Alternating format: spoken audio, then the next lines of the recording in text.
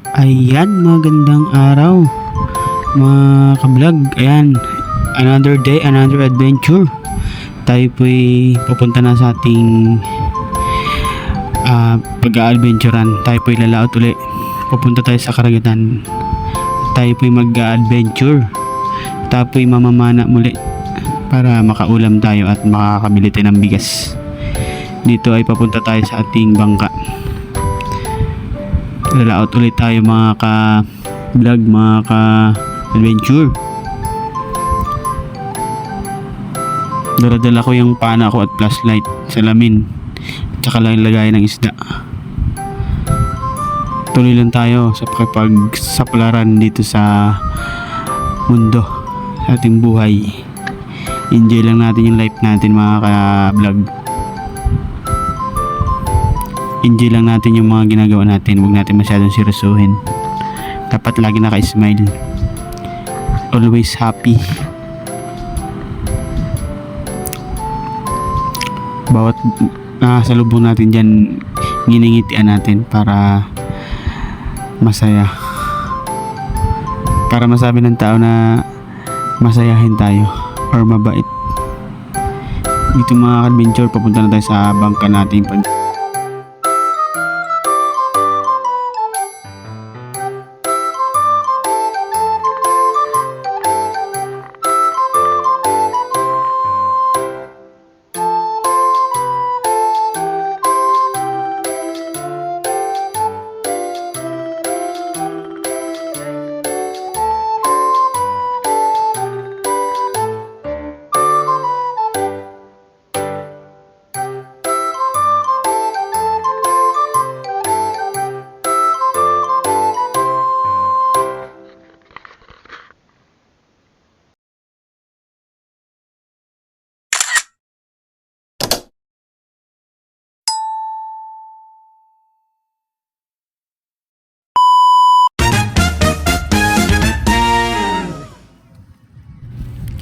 Ayan, magandang araw mga adventure. Dito ay paalis na tayo at papunta na tayo sa ating pagsisisiran or saan tayo mamamana. Pupunta natin. Maaga tayo umalis dito mga adventure. Pupunta tayo sa labas. Ano mga adventure, dito ay nasa ilog pa kami. Dito mga adventure ay nagbabiyahe na kami. Nakalabas na kami sa ilog. Nasa dagat na kami. Ayan, salamat sa Panginoon dahil kalmada yung panahon. Maganda yung panahon mga ka-adventure. Nagbabiyahe kami dito. Dito nga ay nakalagay, nagbobonit ako kasi mainit. Mainit pa yung araw. Yung bonnet na yan ginagamit din natin yan sa ilalim ng dagat sa pagsisid. Para iwas tayo sa mga salabay or jellyfish or sa mga makakating nasa ilalim ng dagat.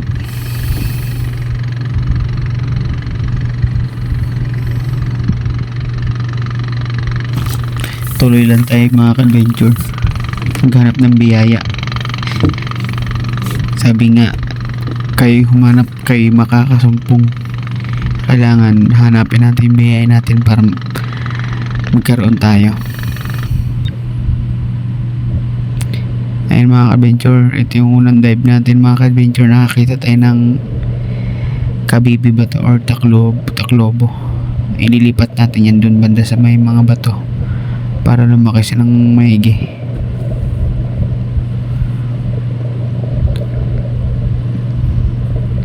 Taklobo yata yan mga ka-adventure. Hindi ko kasi alam anong tawag dyan. Inilagay natin yan dun sa may mga bato-bato para lumaki siya maigi. Nasa buhanginan kasi siya. Yan, dyan natin ilalagay yan. Dito mga ka-adventure, may nakita tayong pating na yung pating na nakakain, pero hindi natin kukunin yan. Nilapitan lang natin, binidyohan lang natin mga ka-adventure. Ayun yung mga nakatira dyan sa ilalim ng dagat na kasalubong natin. Dito naman mga ka-adventure ay danggit. Danggit talaga yung hunting natin dito sa labas. Kailangan ingat sa paghawak ng danggit dahil hindi yan masakit. Okay na to. Sumunod mga ka-adventure ay manitis na sa buhanginan yung may bigote. Ito ay maliit pa lang, pero mahal ang kilo niyan mga ka-adventure.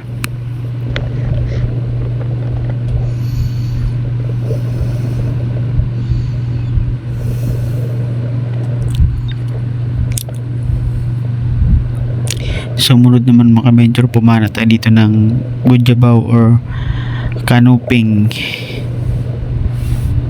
Alatan pala tawag sa Bicol yan.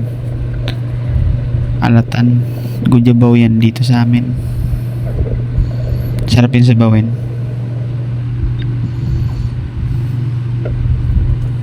Sunod mga ka-adventure, Manitis ulit. Yan o. Yung palang kulay orange yung balat niya, yung katawan niya. Masarap din yung paksiwin. Dito ay Danggit naman mga ka-adventure. Maganda yung linaw ng dagat natin. May malabo, may malinaw, pero dito ay malinaw. Mga nasa mababaw lang tayo mga ka-adventure. Mga 5 di pa pababa. Eto mga ka-adventure, Danggit ulit. Kadalasan pumipwesto yung mga danggit dyan sa mga 2 dipa or 3 dipa lang. Sa mga gilid-gilid lang mga ka-adventure. Kantilan yung sinisisid natin, may malalim, sa taas ay mababaw, parang pader siya. Sumunod naman mga ka-adventure, Danggit ulit. Patay kang danggit ka. Danggit or tambol. Ang kundi ako nagkakamali, ang tawag nito sa English ay spine foot. Kundi ako nagkamali, pine foot yata, spine foot. Mahirap kasi yung hindi tayo masyadong sa English allergic kasi tayo mga ka-adventure. Sinesearch din natin kung ano yung mga tawag or English sa mga isda na nahuli natin. Pagkakaalam ko talaga sa pagdanggit, spine foot yata, spine fish. Hindi yan masakit, makatinik, okay na to. Patay kang danggit ka. Dito ay nakakasunod tayo ng pana ng danggit, dahil ito yung pumipwesto lang talaga sa kababawan or sa mabababaw.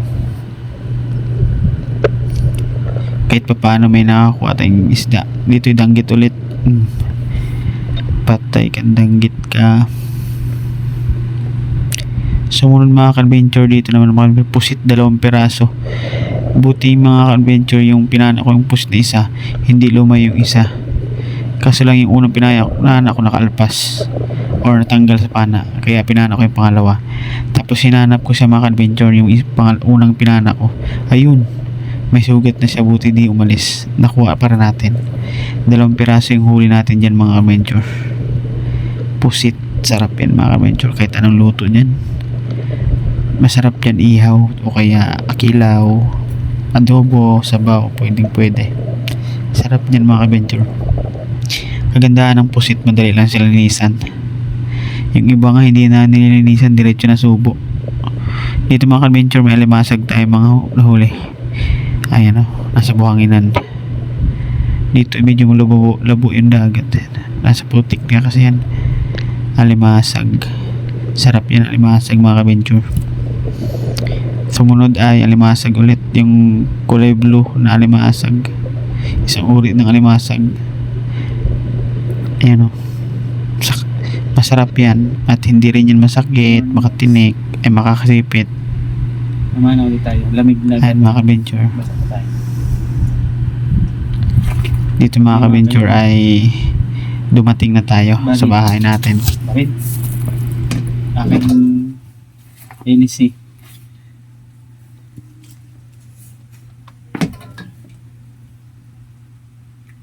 Ang laman ng bayong.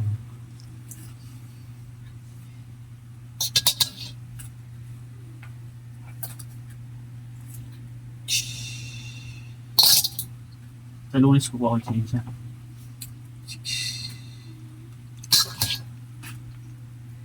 Ayun natin guys. Lutuin natin sa butterframe. Meron pa diba sa akin? Masag. Luto mo na eh. Hindi pa. Guys, nakapulot ako sa ilalim guys. Oh, bago pa. Hindi nagaanan na. Wala kang talaan. Ito yung masarap itlog. Oh. Itlogin. Kapit nito pa tayo.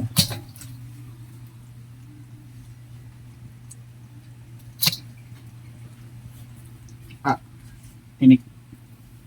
Makaulam natin ng lapo. Guys, makaulam natin ng lapo. Ulam natin yan bukas. Ay, linggo pala bukas. Ulam. Ang ulam.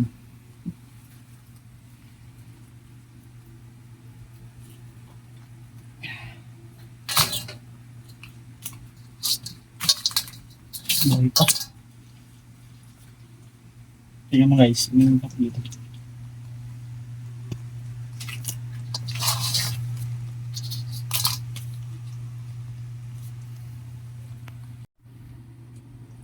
Guys, pa-support ng channel ko, GR Vlog TV. Sa YouTube. Pa-support. Thank you for watching.